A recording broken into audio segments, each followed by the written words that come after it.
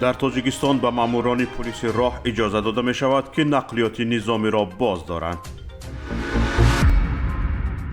سازمان ملل متحد دعوت کرد که کشورهای جهان به پاندمی های آینده آماده شوند.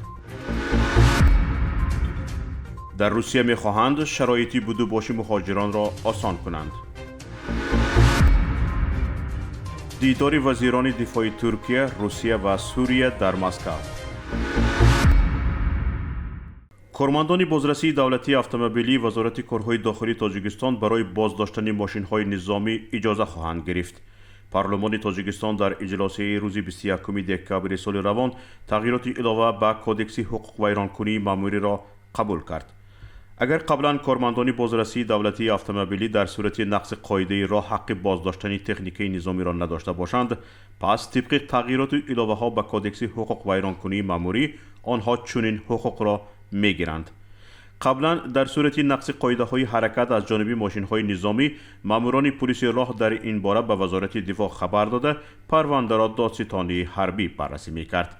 اکنون کارمندان بازرسی دولتی اتومبیلی حق دارند تکنیکی حربی از جمله تانک و بران و ترانسپورتورها را در صورت نقض قاعده های حرکت در راه بازداشته طبق قانونگذاری جاری جریمه کنند. روز سه‌شنبه 27 دکامبر که روز بین المللی آمادگی ضد اپیدمی بود، دبیر کل سازمان ملل متحد آنتونیو گوترش در پیام به این مناسبت یادآور شد که کووید 19 جهان را به عاقبت‌های فلاکتبار آورده رسانده است. وی دعوت کرد که از پاندمی امروزه درس عبرت گرفته آمادگی خود را به چنین حالت‌های فوق‌العاده در آینده باید مردم جهان تامین کنند.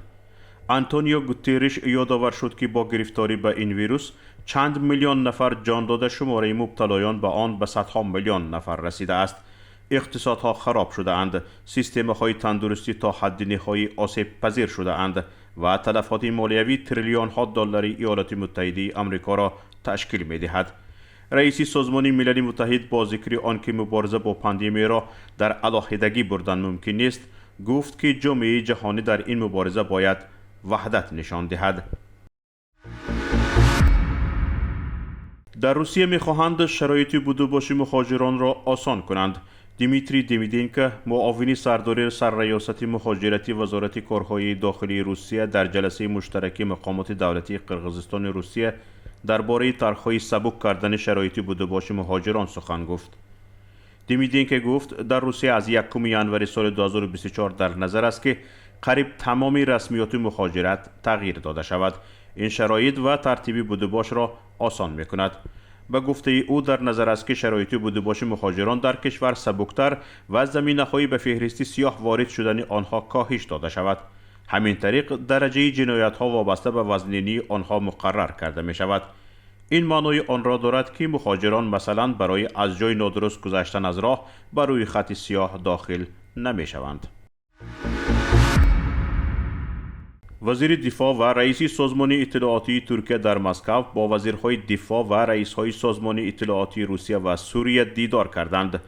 خلوصی اکر وزیر دفاع ملی و هاکان فیدان رئیس سازمان اطلاعاتی ترکیه در مسکو با سرگئی شویگو وزیر دفاع روسیه، علی محمود عباس وزیر دفاع سوریه و رئیس‌های سازمان اطلاعاتی دو کشور گردی هم آمدند.